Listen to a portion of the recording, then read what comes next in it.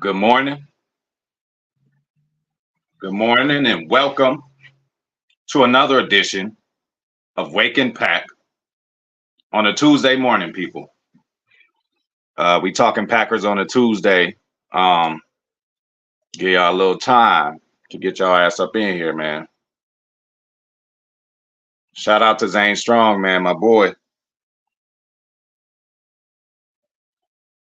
Hey, that sound good to me. That sound good to me. Yeah, man. So we just talking about how bright the Packers' future is today, man. How bright the Packers' future is. The actual thumbnail was sent to me from a wise man, and we just was talking about, like, damn, look at the ages of these people, and it was so many other people on that list that I couldn't even squeeze it in the thumbnail. So pretty much we should be happy about the direction that we are going in every facet of the game, right? Even a general manager, drafting, scouting department, head coach, now all the underbosses. We got a lot of, man, I'm telling y'all, this may be one of those situations where, you remember Green Bay back in the day, John Gruden, Mike Holmgren, whatever else, Andy Reid, whoever else was over there, Steve Mariucci, all on the same coaching staff, and then they all ventured out and did really successful elsewhere. That's what I'm thinking about, happily. That's what I'm thinking about Coach O, defensive line coach. That's what I'm thinking about Campanile. He's been around for a while. You know what I'm saying? So just and then even draft position this year, like, not, we the 25th, but just the capital we have in the draft is just really crazy. And that is without even, we are what we are right now, right? Good free agency. We got guys from last year who's still there. The draft is not even here yet. You got to think and expect that we're going to get at least all the picks we have. We're going to get at least four guys, you guys. Four guys who are going to be able to come in and contribute. I'm thinking we might draft the offensive lineman. Oh, see? Yeah, hey. Seems like anybody's version of Russ Ball sucks. It just really seems like Packers are always like ahead of the game when it comes to, kicking the can down the road, turning certain years, void years, doing this and that, turning bonuses, you know, making, just manipulating the salary cap, man. And he does it in a way as such that I haven't seen. And it's kind of the perfect scenario because the team without an owner, that's what you need. You need somebody there because owners can make just some, look, they got the money. Feel me? Like sometimes I just have me a bad day and I just say, fuck it, I'm gonna go spoil myself and I'll go shopping and do this and that. So sometimes owners, again, it's their checkbook. So, they could just write blank checks. We don't have that person in Green Bay. But what we do have is a guy who just, again, a master at just this salary cap shit. I don't even want to get to beginning or started on, how he does what he does. But, hey, we are happy about it. And that's another thing. I didn't even mention Russ Ball. I said from the top to bottom, right? Brandy reminded me of him. I said coaching staff. I said general manager, scouts, draft department.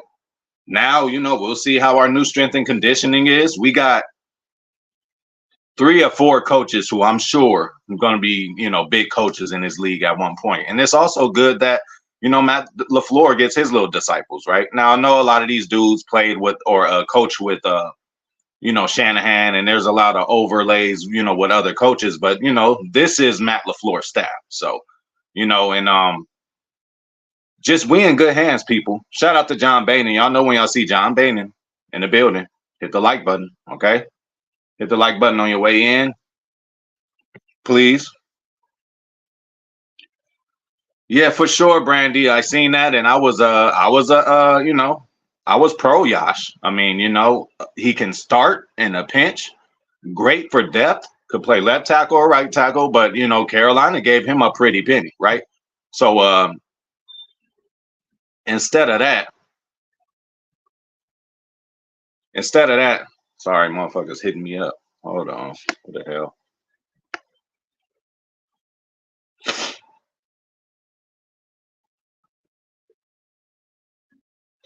What are y'all talking about? Anyway, So yeah, I see us handling that in a draft, Brandy. For sure, for sure, I think we getting 3 linemen. I think one solid, solidified tackle. If we could get him to again, who knows what Rasheed Walker might say, hold up, y'all, I am the guy, right? Because I think, coming from Bakhtiari, right? And then getting Rasheed in there, it's kind of like, but is Rasheed the future at left tackle? Hey, the only way we're going to see is how he reacts this year. But at the same time, we got to draft somebody, right? Rasheed Walker was a 6th or 7th round pick. The guy we draft that might be a tackle this year might be a 2nd or 1st round pick. And I think we're definitely getting another version of Elton and Zach Tom. Whoever's in the draft who can play center and tackle, I think we're going to get them. And then we're going to work out, where we going to put them at. But yeah, definitely need 3 linemen. I'd say a guard / center. We got to be greedy, right? We can't just say, a center and then a tackle and then a guard. We need a guard / center, and we need a tackle / guard, and then we just need a regular tackle. That's how I feel we could solve that problem for depth and for the future. You know what I'm saying? And we got to expect that these guys are going to get better who's already there. Shout out to Ernie Martinez, my boy, man, chilling. Yeah, we do, bro. We do.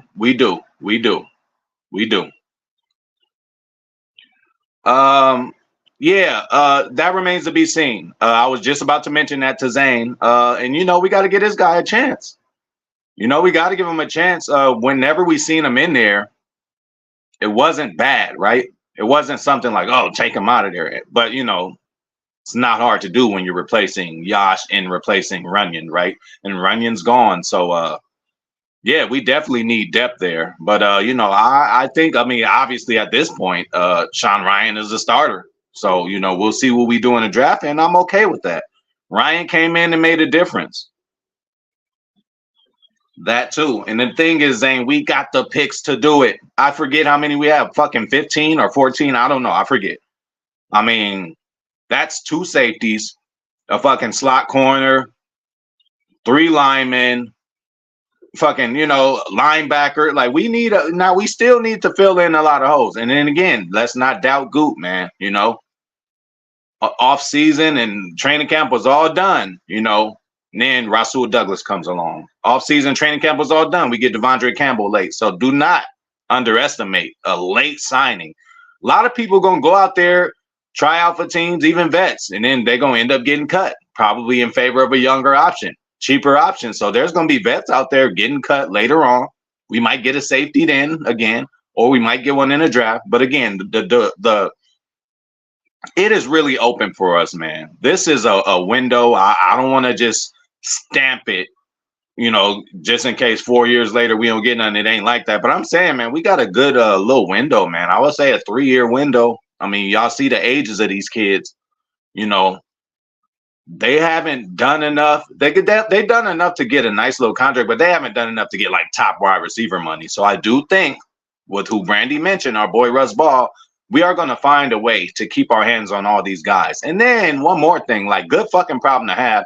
And number 2, it won't hurt as bad if we do release or trade, even draft day, one of these guys, right? I don't want to do it, but I've heard some people, probably my boy Angry Casual Fan, trade Watson for a 3rd rounder and this and that. No, I don't want to do that. But again, we are in a spot where we could do things like that. But I don't think Watson would be in a trade mix at all if we really sending him to the University of Wisconsin to try to really get his health going. And again, he is a gem, you guys. Like, I could see if dude came on the field and it's like, who is this guy? But every time he was on the field, he made an impact, man. So, bro just got to stay healthy. They've seen to have found out, what the root of the problem was.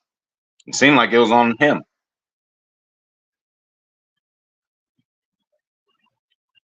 Yeah, and it became a trend though, Brandy. We haven't done it in a couple years, but a couple years before then, we always got that token tackle, just that depth tackle, right? We got that dude who was the twin of Bakhtiari, looked the same as him. We got Jared Valdir one year. He was a monster.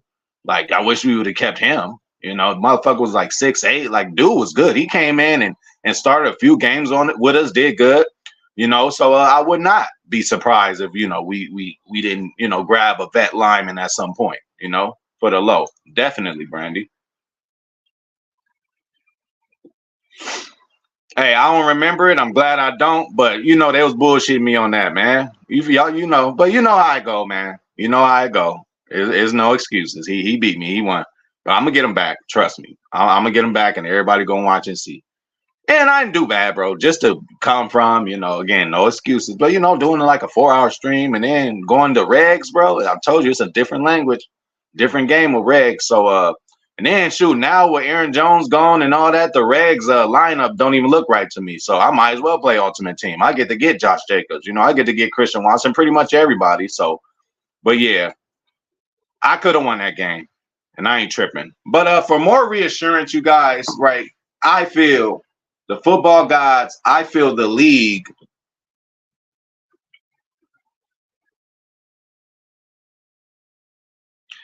Yeah, definitely. But this is a total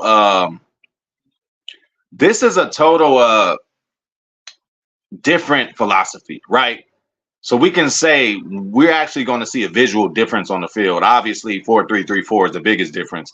But just the style of play, bro. Pettin, Barry, and even Capers to a degree are kind of bit of the same, their philosophy. You know what I'm saying? This guy is totally different, and we're going to see within the first defensive series of how different this is. You're going to see dudes moving around. You're going to see all kind of stuff.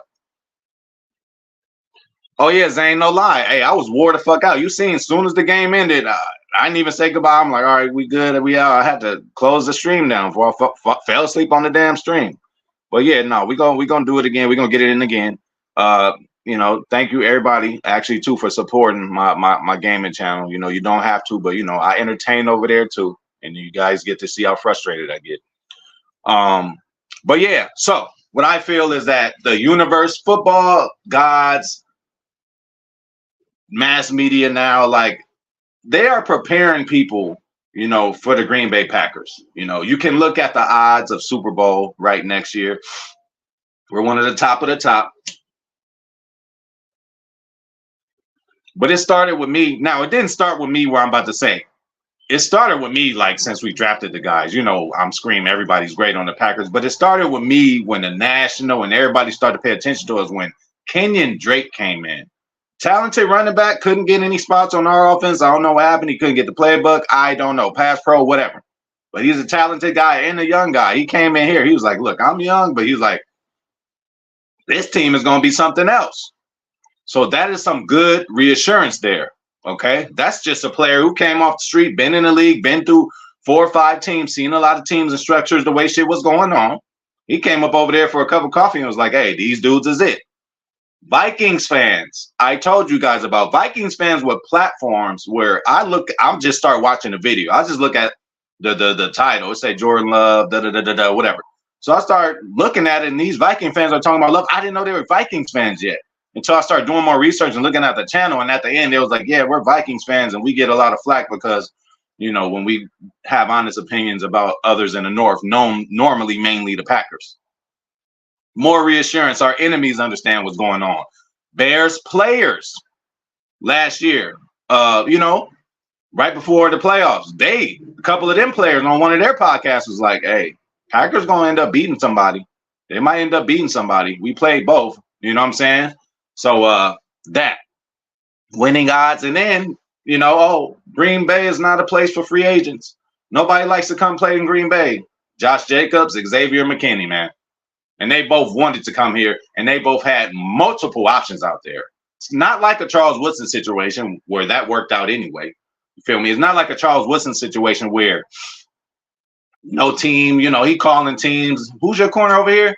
You gonna start him over me? Like, he was really in desperation looking for a team. And when we called him, he didn't even want to go, but he just went.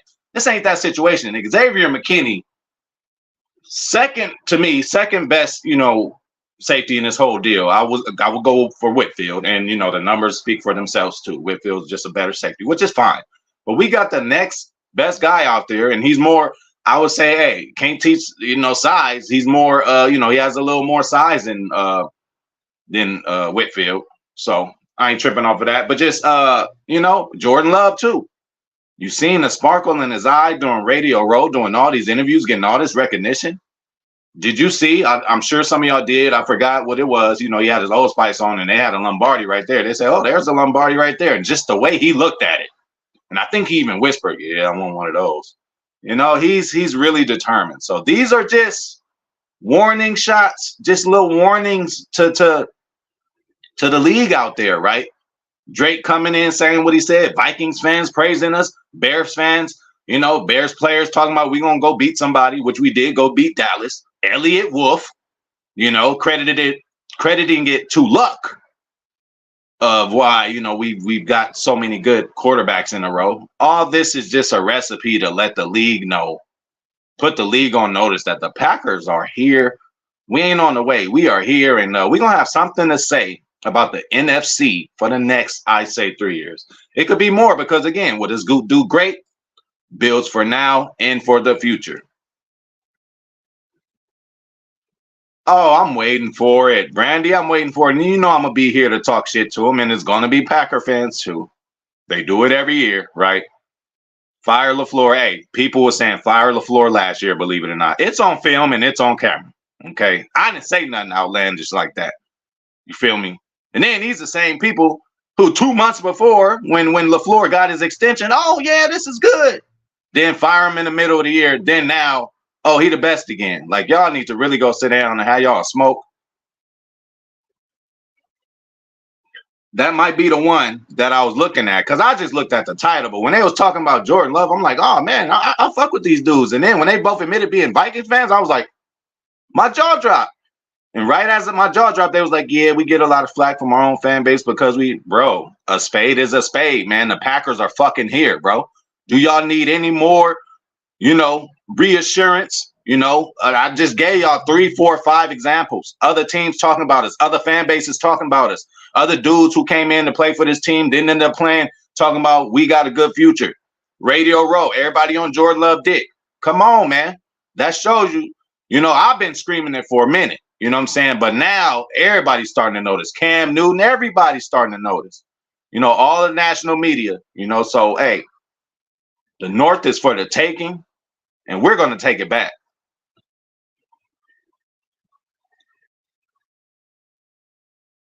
Oh, my God. Not just only a ring in the process, but there's never been a time. First of all, Charles Woodson, I don't know if y'all do this, but I got like some dream fantasy players who I just always wish was a Packer. And I used to think of that, you know, before we got him. We actually got him. Same with Jimmy Graham. I used to like, man, if we could get somebody like him. We got him late, but we still got him. Julius Peppers, one of my favorite players of all time. I said, if he ever in a Packers jersey, that'd be crazy. He did it a little later in his career, but he still made a great impact. So, yeah, man, we got a ring in the process. But not only that, it's just never been a time where, you know, as the Packers that year, whenever we on defense, I just know I'm like, Wood gonna do something. Dude was just crazy those years, man. Obviously, defensive player of the year. They don't get those out to secondary players that often. Bro was out there really balling. So yeah, I'm glad we got that year out of him.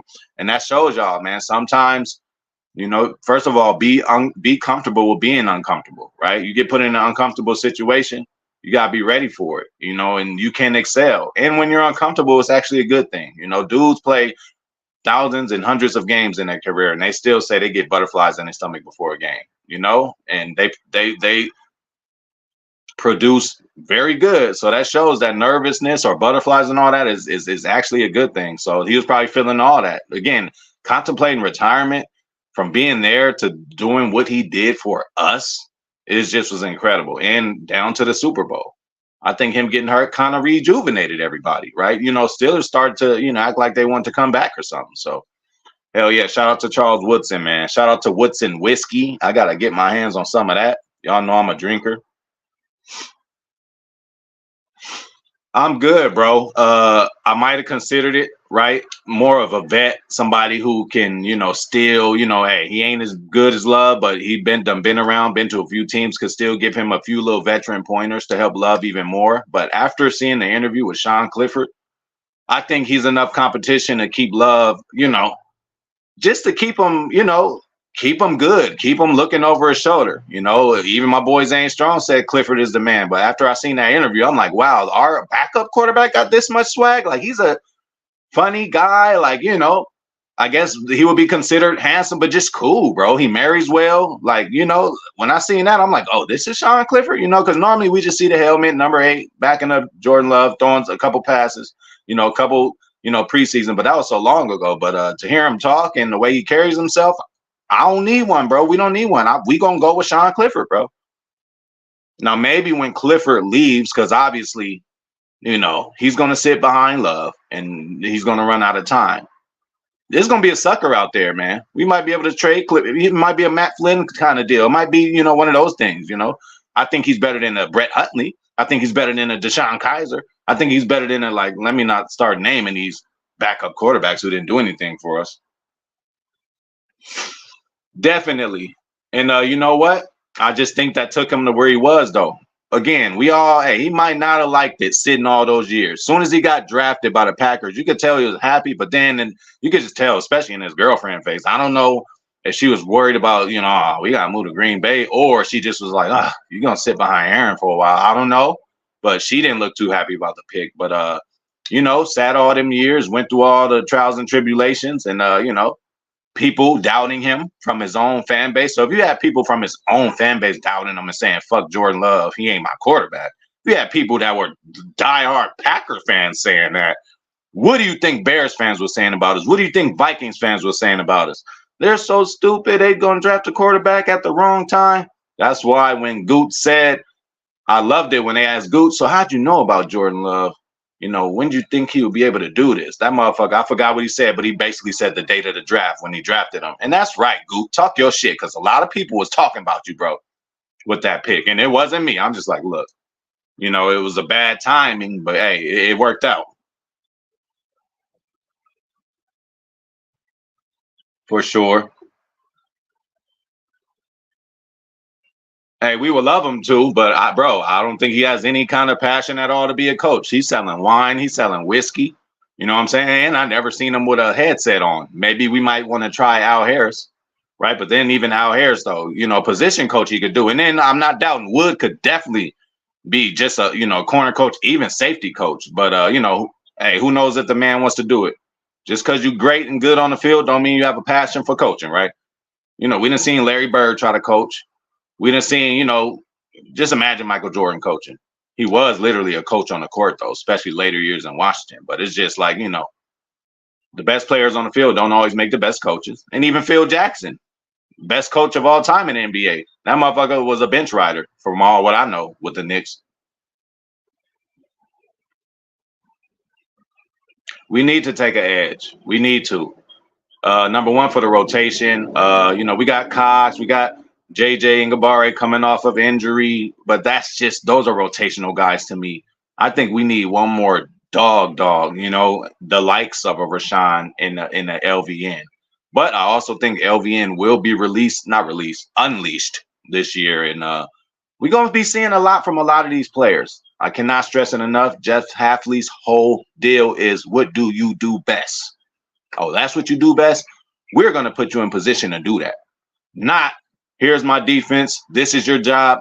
Get it done. I don't give a fuck if you don't got the skill set. I don't give a fuck if you're not good at press man. I don't give a fuck if you're not good at zone coverage. You know what I'm saying? That's what most coaches do. Most coaches just get their shit, throw it out there, and you got to adapt to that.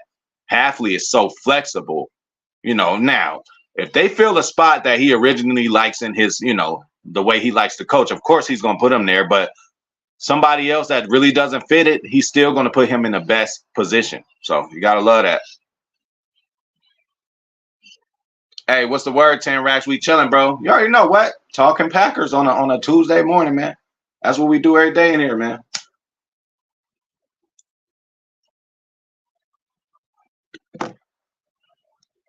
My boy, shout out to House of Red Wine, man.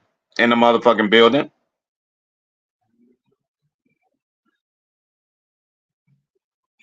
Yes, and we hope he gets a ring. But yeah, I don't see this going any more than 2 years. But then again, you got those guys like Brandon Graham over in Philadelphia. They just signed him for another year, right? He just as old and done been through a lot. So again, if Preston is still producing on the field, why not? And again, we cannot doubt that one thing: leadership.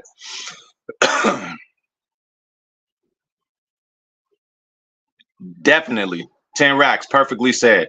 Not only the draft, but there's still going to be teams out there who have to make hard decisions. You know what I'm saying? They're going to have to cut a safety or two. They're going to have to cut a slot corner, you know?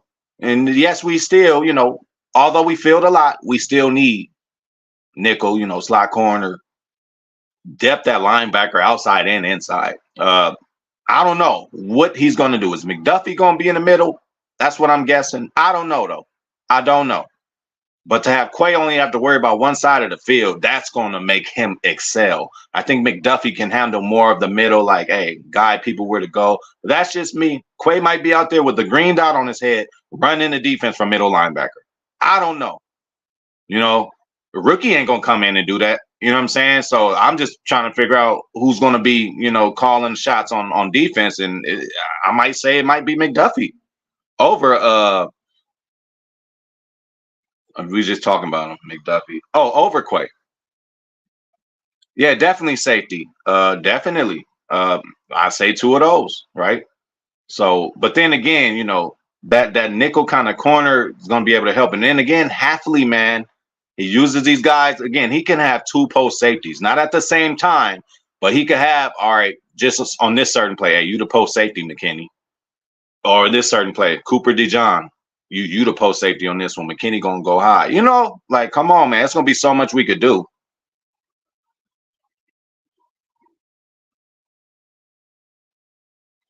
Well, House of Red Wine, you know, they say the biggest leap in any NFL career is from year one to year two, especially for linemen. Me being a lineman myself, it's different. Receivers and corners, you're fast, you're fast. You know, it gets a little physical, but not that much. As linemen, you literally got grown men with mortgages, with wives who wants to go on trips, hella kids, you know, Ferraris and all shit they got to handle. They need that bag. So they is not about to let no little young player, you know, breath still smell like Similac, come in and just, you know, it's a different, like, that's what took Devontae Wyatt a little bit. Yeah, you're a big boy, you moving around and killing people in college. You really dealing with some grown ass men, bro. You dealing with 32, 33-year-old offensive lineman. You coming in like it's an adjustment period. So that's why I said LVN was going to be unleashed this year. You know, even though Rashawn didn't have to play a lot, his first year wasn't all that. As a, you know, you got to get a grip of the real physicality of the game, and that just don't take 1 to 2 games. That takes at least half a season. You know, we seen LVN, just like you said, you seen flashes. That's all we need to see right now, bro. Let's see flashes. When I looked at Jordan Love's tape from college when we drafted him, you know, I didn't get mad. I'm just like, oh, let me just see what the motherfucker look like before I have a judgment. Soon as he gets picked, niggas ain't nobody even looked at a highlight or what he's good at. None. What the fuck? Like, y'all, look at who we getting first. Like that, and then again, early. Telling y'all people early in the draft this year. I don't want to see nobody kicking trash cans over, having a goddamn fit about any pick that we get this year, unless it's a kicker with the first pick. You know, that'd be the only way. Don't doubt Goot, man. Don't doubt Goot. He might get the best kicker out there. I'm just playing. But yeah, hey, man, before you have a fit, when you just hear the name, don't be mad. Go look at what he could do. Look at how he would fit in this scheme. Look at why the Packers, one of the best organizations, top number one, according to some sources, top number one organization ever in sports, not just football. Give him a little more credit. Let them do their job, and we'll just cheer and be fans. But, you know, we can't be mad as soon as the pick gets called. We don't know nothing about it. We don't know how they're going to fit in. A vet could be a tackle, right? Somebody on the line. A vet could be a linebacker. You know, somebody who, you know, possibly played under Hafley in the past.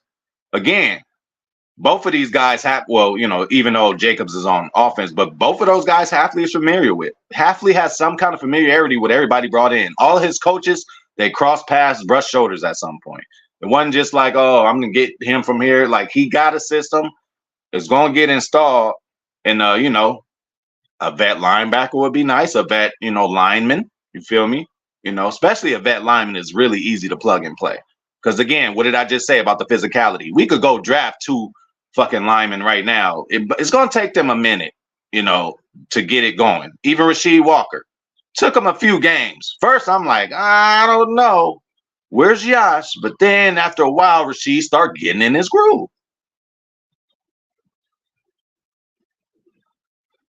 Hell yeah.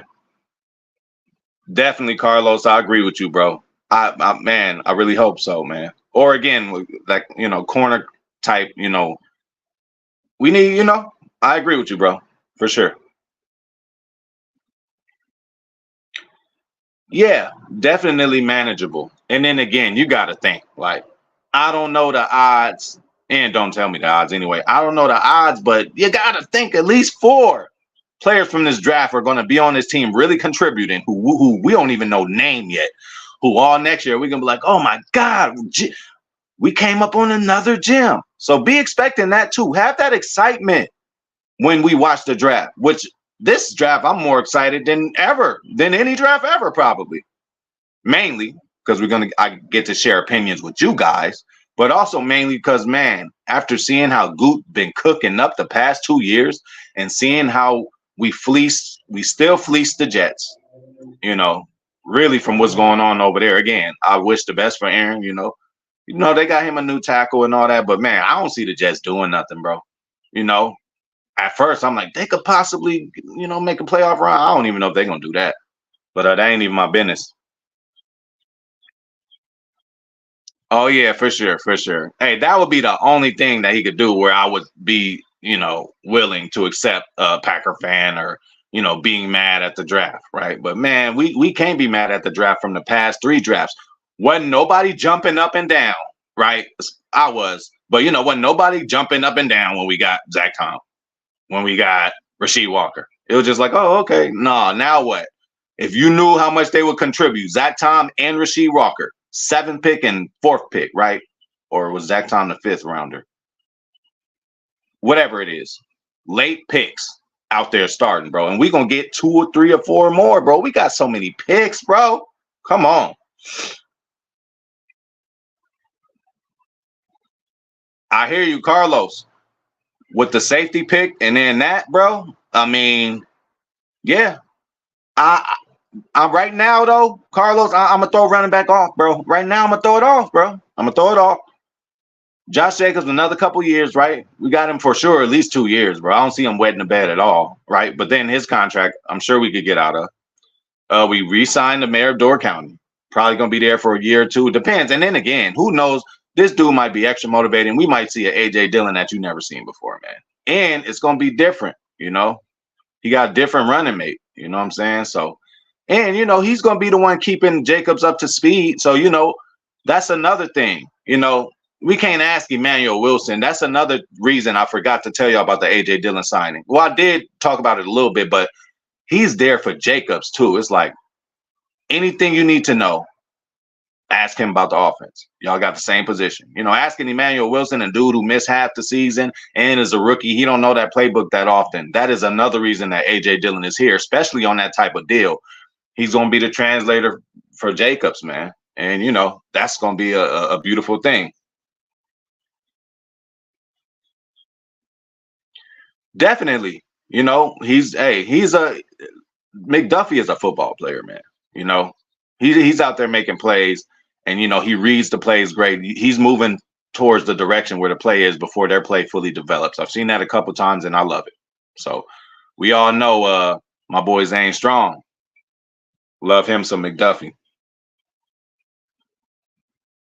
I only know a few of these rookies, but I do not know his name, so might have to look up him. But any edge, man, we need. That'd be cool.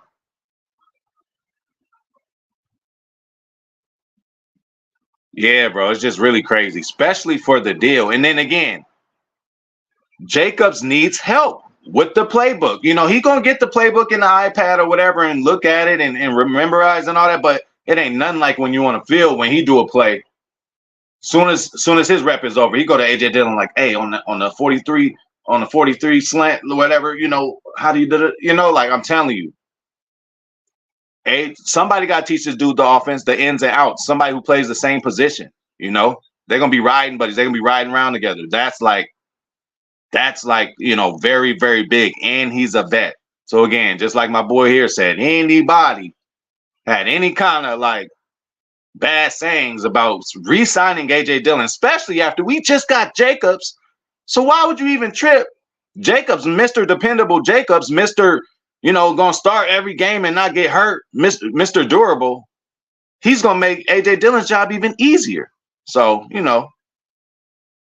hell yeah, the draft is coming soon, and bro, I can't wait. We're gonna do something for the draft. I don't know if it's gonna be live, but again, we talk every morning, so we might just talk the next morning about it, the morning before, the morning after. You know how we do it. This has been Wake and Pack, y'all. I'm gonna get up out of here, but I appreciate y'all coming through. I appreciate y'all support. If you didn't hit the like button on the way in, hit it on the way out. I've been hearing about him too much, so I would like to see that, Carlos. I really would like to see that. I've heard a few people in this chat talk about him. So we'll see, bro. And I did, upon my knowledge, he is like you said, they see he might be a little gem, right? But he's going to get opportunity because JJ's still recovering, and he's going to have competition because we're going to draft an edge, so he might be getting better. So again, and that's another thing. There's dudes on this team already. You just don't think, like, even all the starters from last year, you got to think they're going to get better. They ain't going to stay the same. Romeo is not going to stay the same. He's going to work even harder and get better. Christian Watson, not going to stay the same. He's going to work harder and get better. These guys are ascending, 24, 22, 23 years old. So they're going to get better just on their own. And we're going to have dudes we don't even know right now come on this team contributing. Like, it's really going down. Hell yeah. Yeah, I'm waiting on Wyatt, man. But I think Wyatt's gonna have a coming out party. I will be on him. He's one of the players. Y'all think HPOV is always nice to all the players, but he's one that I'm gonna be riding on all year because it's about time that he pays us what we paid for him. As far as the draft. But I'm getting out of here, man. Thank y'all for hitting the like button. Thank y'all for rocking with me. Shout out to John Bain and shout out to Brandy Lewis, of course. Shout out to Carlos Baldwin. Thank you for coming through. My boy House of Red Wine. Shout out to 10 Racks. Zane Strong, of course. I might double down, triple down on y'all names. Carlos Baldwin, my boy. Shout out to, if I forgot about you, I didn't forget about you. Shout out to my boy Ernie Martinez. John Bain and Milto, everybody, the whole crew. Y'all have a good day. I will see y'all tomorrow.